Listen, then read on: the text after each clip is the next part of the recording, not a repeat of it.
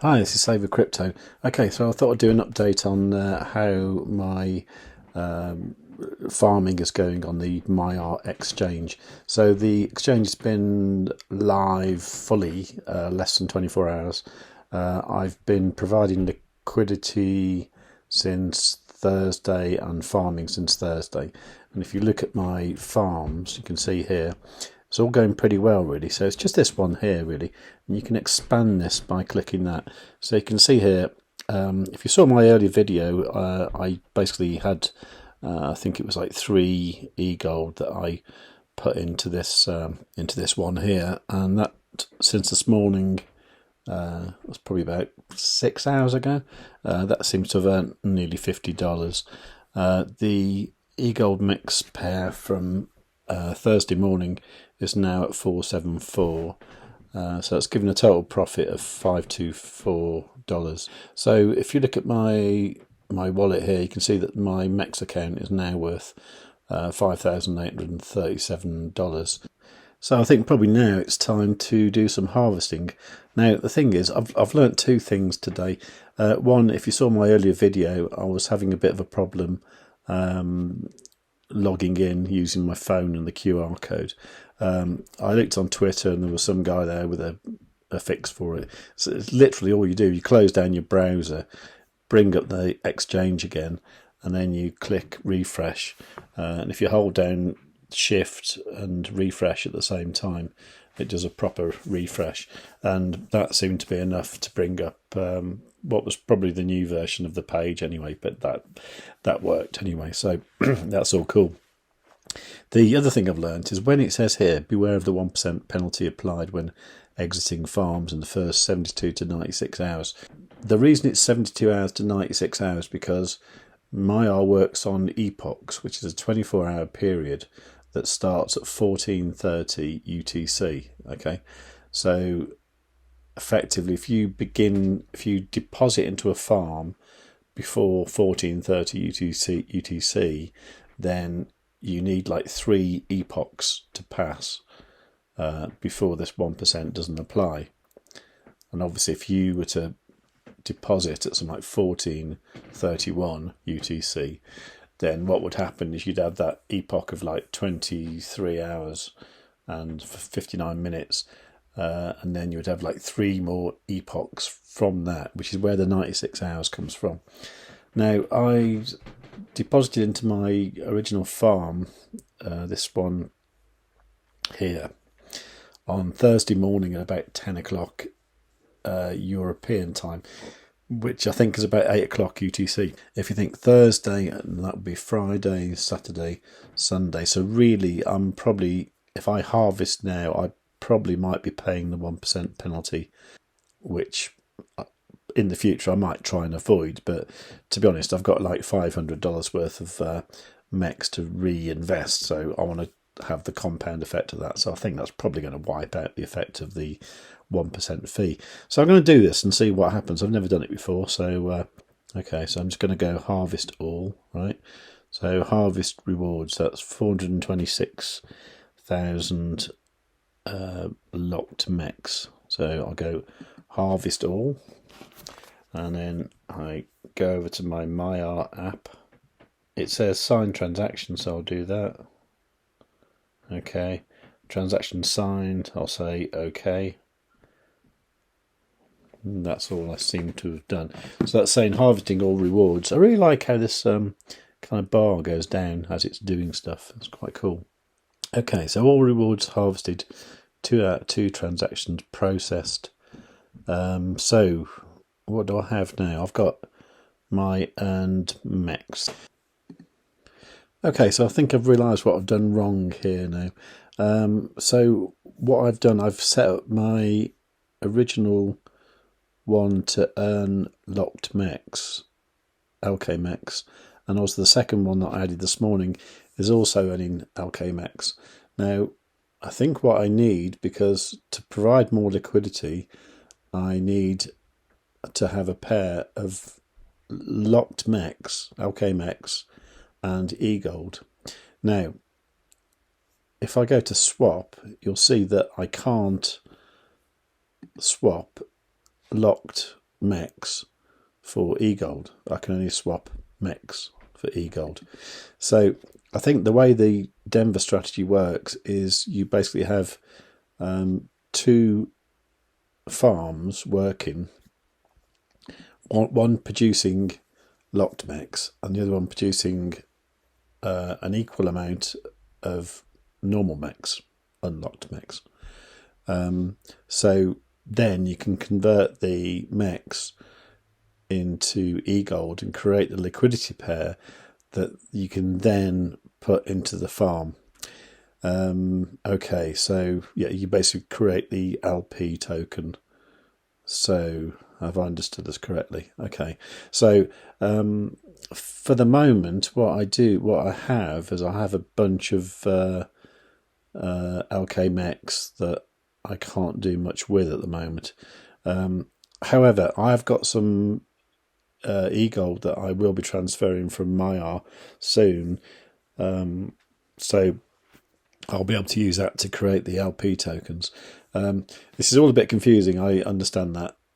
This is why I started off with a small amount till I understood what I was doing. Okay, so I've done this slightly wrong, because what I've got is I've got these EGLD mechs farms, both producing locked mechs.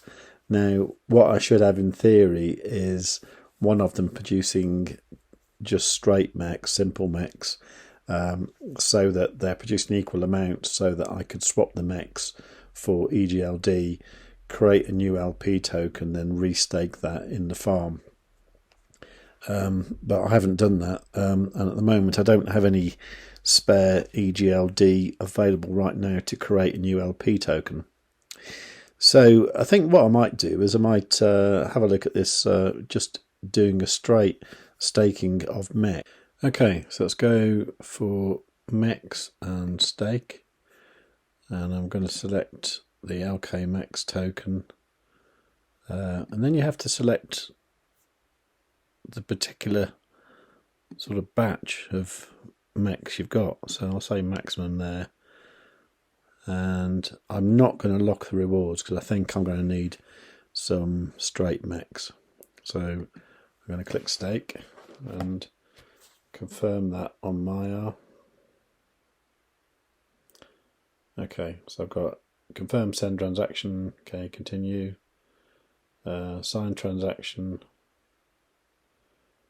transaction signed, okay. Alright, that is adding the farm stake now. Okay, I think that's done.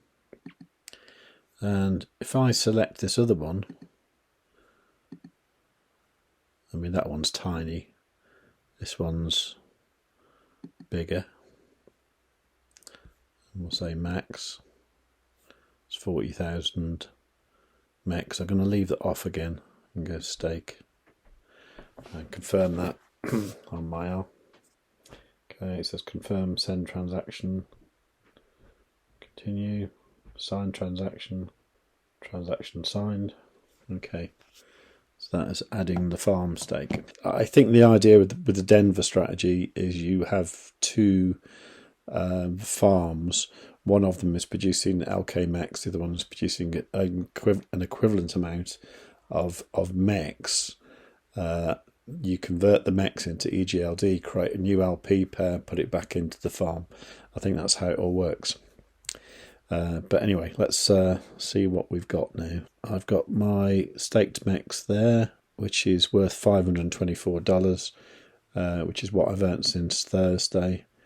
And that's earned a little bit already in the last few seconds. The eGold mechs pair, that is actually, yeah, I mean, bearing in mind I claimed both of these when I started this video about half an hour ago. I seem to be like $28 up already, so that's pretty cool. I am actually in the process of moving some money into my Swissborg account so I can get some USDC, because I want to get this one going as well, because even though I'm still not quite sure with the 75x and 20x and the 5x means But even so, the 4,665% APR seems quite attractive. So I think I'd like to get this farm going as well. So I'll probably do that in my next video. And to better understand the Denver strategy, I suggest you look at this guy's channel here, Alex Moro. I've actually left a few comments on his videos and kind of shamelessly dropped a link to my videos, but you know, he's been quite cool about it, and he's got a really good video about explaining the Denver strategy, so I'll leave a link to that in the description. But please go over there, do subscribe to his channel, like his videos, and say that I sent you, right? Okay, that'd be really nice. Okay, I'll also leave a link to this Google document down in the description as well. So this is the Denver strategy. Now I actually understand it a little bit better than I did in my last video, and generally it's saying, you know, the objective is to accumulate as many EGLD LKMEX LP tokens as possible. Now that's the bit I kind of missed before, obviously, because I didn't realise that you'd need the EGLD created from the MEX to create the EGLD LK MEX LP tokens. Right, I know it's all confusing. So this is probably the more crucial diagram here. So you got, from your pool of eGold LK MEX tokens, you've got 66% of it producing MEX, right? And that's going to become the eGold, right? Now 33% of it is producing locked MEX. Now that's on a 2 times multiplier, which means that both of these produce the same amount of MEX, although this one is MEX, this one is LK MEX. So then what you do, the MEX you turn into eGold. Then you combine the eGold and the LK MEX into eGold LK MEX LP tokens, which then go back into the farm to compound the interest. Is that clear?